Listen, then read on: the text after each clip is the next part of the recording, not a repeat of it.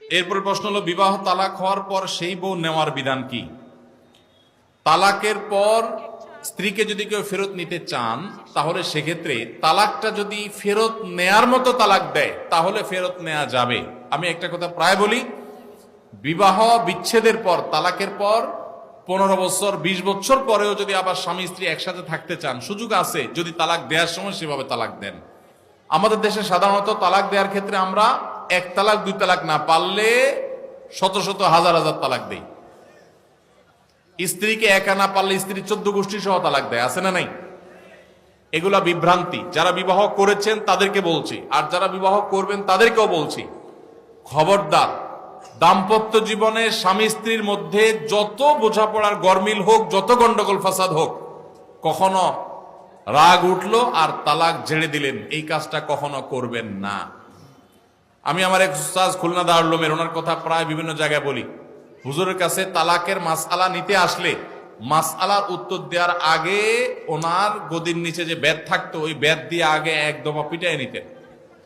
সে কোনো অফিসার, সে কোনো ব্যবসা প্রতিষ্ঠানের মালিক এসব দেখা দেখি নাই। তালাকের মাসআলা কোনো পুরুষ লোক জানতে আসছে, এই মাসআলার উত্তর দেওয়ার আগে উনি বেতটা বের করে শরীরে যত জোর আছে জোর দিয়ে 4-5টা বাড়ি আগে মারতেন, এরপরে বেতটা রাইখা বলতেন, এবার বলো মাসআলা কি। কারণ চুন থেকে নুন খসলেই তালাক। তালাক কি মায়ের হাতের মোয়া? মনে চাইলো তালাক দিয়ে দিলেন। একটা সম্পর্ক থাকা না থাকার ব্যাপার।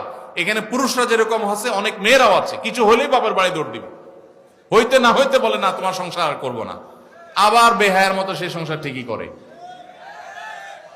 আর এই ঠিক ঠিক বলা পুরুষদের মধ্যে বহু পুরুষ আছে যে চুন থেকে নুন খসলেই বলে না তোর সাথে সংসার করবো না।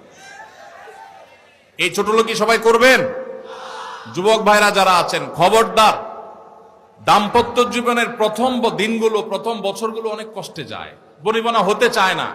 স্বামী স্ত্রীর মধ্যে নানান বিষয় কেওয়াজ লাগে, মায়ের কারণে, বোনের কারণে, ননদের কারণে, শাশুড়ির কারণে, বাইরের লোকের কারণে নানান ভুল বোঝাবুঝি তৈরি হয়। দিন যত অতিবাহিত হতে থাকবে, যত পারিবারিক জীবনটা সামনে এগোতে থাকবে, লাস্টিং করতে থাকবে, সন্তান বড় হতে থাকবে, ইনশাল্লাহ দেখবেন এগুলো সব হারায় যাবে। যারা ধৈর্যশীল তারা সবর করে, যারা অধৈর্যশীল তারা আগে ভাগে রাস্তা দুই দিক করে ফেলে। এই জন্য ধৈর্য সহ্য ছাড়া কখনো পারিবারিক জীবন টিকানো সম্ভব নয়। ঘরে ঘরে তালাক হচ্ছে। আমি তালাক নিয়ে একটা লিফলেট তৈরি করছি, ইনশাল্লাহ সেটা অচিরেই হাজার হাজার মানুষের কাছে আমরা পৌঁছায় দিব যে বিবাহের আগে তালাক সম্পর্কে সতর্ক হন।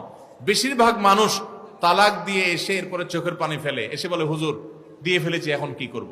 আপনি যদি 3টা তালাক দিয়ে শেষ করে থাকেন